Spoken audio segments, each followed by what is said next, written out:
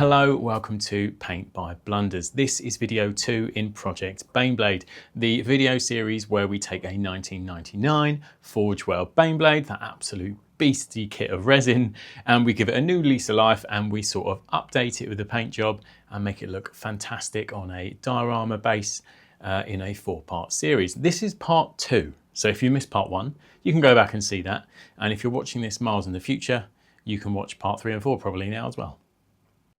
So to start this process off, I have watered down some of the airbrush primer that I used, and I use Vallejo's Mecha Primer, my favourite airbrush primer personally, and I'm just trying to get in all the little bits where I might have missed with the airbrush. So while that's drying, I'm going to use Eshin Grey from Games Workshop, and I'm going to airbrush this all over the tank. You may be thinking, what was the point of doing all the volumetrics? Well, because we didn't know we were doing Steel Legion when I did that. I will put the settings for the airbrush, if you're curious, over the screen, but this is just to save me time and get a nice even coverage. Back in with the tracks now, and I'm using Vallejo's chainmail, and I'm going to just overbrush this. Now, overbrushing, if you don't know, is essentially the same as dry brushing, but a much more wishy-washy, heavier version. You're not taking off as much paint, and you're not too concerned about just catching the edges. Yeah, overbrushing. Now, I did notice these awesome little skulls on the tracks. I'm just going to come in with Retributor armor and pick them out. The majority of them won't be seen because they'll be on the sort of base, but I'll know they're there. So streaking grime next for the tracks. Now this is sort of a pre-thinned down. I probably added about 30% thinner to this, gave it a good shake, and I have this as a pot that's always pre-thinned. And I'm just going to apply it all over the tracks to make it look nice and grimy. Now for video 3. Video 3, we would like you to decide how weathered this thing is going to be. I've left it at a stage which I think is quite light on the weathering. We can take it a little bit further, or we can go quite extreme with it, but just let us know what you want to see. Do you want to see a lot of rust? Do you want to see a lot of grime? Do you want to see some streaking? Yeah, comment below and we'll look at what people are saying and then we'll make it so. While that streaking grime is doing its thing, I'm just going to come back in with Administratum Grey and an airbrush, and I'm just going to subtly pick out some of these edges just to try and really define some of these panels, especially where it's grey. We need to try and add a few little bits of interest to really keep this model alive. One other thing I'm going to do is come in with my magic sea sponge. If you haven't seen any of my videos before, I love a sea sponge. They're very robust, can add some phenomenal textures, and are just a lot of fun to use. Now I'm using a watered down version of the Administratum Grey, and I'm just going over those edges, and where it's slightly thinned down, this is basically going to dry slightly transparent, and it's just going to look like sort of natural weathering, paint chipping, but also act as a highlight as well. So huge fan of the sea sponge. You can pick them up relatively cheap in a variety of shapes and sizes, and don't be afraid to start ripping the sea sponge apart just to, have a variety of sizes for different types of miniatures. A bigger one for your vehicles and terrain, smaller ones for your minis. So I'm now going to tackle the camo pattern, and I've used Wraithbone through an airbrush, taking advantage of that just to try and really help me get some decent lines. I started really thin, got a sort of rough pattern down, and then expanded. Mainly because I wasn't too sure how much I wanted to add or where I wanted to add it. But in the end, I'm really happy with how this turned out.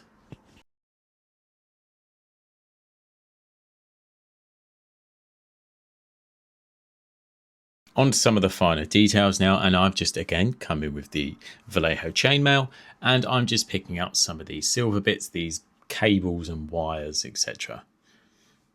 Any of the sort of skulls and aquillas, I've come back in with a Retributor armor. Again, these are just nice little pops of colour that will just separate it from being this cream and grey behemoth. A few small details like the cabling for the las cannons, I've just done them with grey cere and then just put on Imperial Fist Yellow. Nice and easy, nice and simple, pop of colour. I also started looking at the fact I've done my sponging, and I just thought I wanted to find some of these edges a bit more, so I came back in with that Administratum Grey, and I just did some rough edge highlighting and a few little scratchy areas, mainly just to really try and give some shape to something that is a lot of grey. So that's one thing I'm sort of really learning from doing this model, is how to make a grey interesting. After that, we're coming back in with the faithful sea sponges, and I'm going to use this just to add some light chipping and light weathering. Now I've used Rhinox hide and a little bit of black mixed in to try and darken it down a bit. You could just go with something a lot darker, but I wanted to try and find a tone that would work over the cream as well as the grey. One final thing I'm going to do, again, to really help try and sell the shape of all these interesting parts, is just a black panel liner. Now, you could use any black panel liner you like. I tend to always make my own because it's just very cost effective and I can control how much or how little I want it to move. So I'm just using a basic Winsor & Newton black oil and a little bit of mineral spirits and creating a nice wash. The reason I've gone slightly thinner is because when this dries, I love the subtle sort of fade away that it does whenever I do any panel lining. And I'm not worried about it being perfect around every rivet and bolt. I'm just picking out a few and doing it quite rough. Now, as always, if you are new here and you are enjoying what you're seeing, do please consider subscribing, commenting, liking. All of that really helps the channel grow and gets the videos out there. One thing I did notice when I was doing it is the black is a little bit stark against the cream. So I did add a small amount of brown to the mix just to try and make it look a little bit more natural against the chipping. One thing I also did was apply it very thick to the bottom of the tank where the tracks are and around some of the hatches. I did this deliberately because I wanted to add some nice streaks and sort of weathering patterns around where the tank would be lowest to the ground. I then come in with makeup sponge and just start wicking it away to create a nice streaky weathering pattern. So for all our searchlights and las cannons, etc., I just made a simple, essentially white panel liner. It's just a thinned down white oil that will just sit in those lights, ready for how we decide to do it in part 3. But it's a really bright base. So if we want some airbrushed OSL, it's ready and willing to go. Or if we're just going to paint over the top of it with some red contrast, who knows? TBC.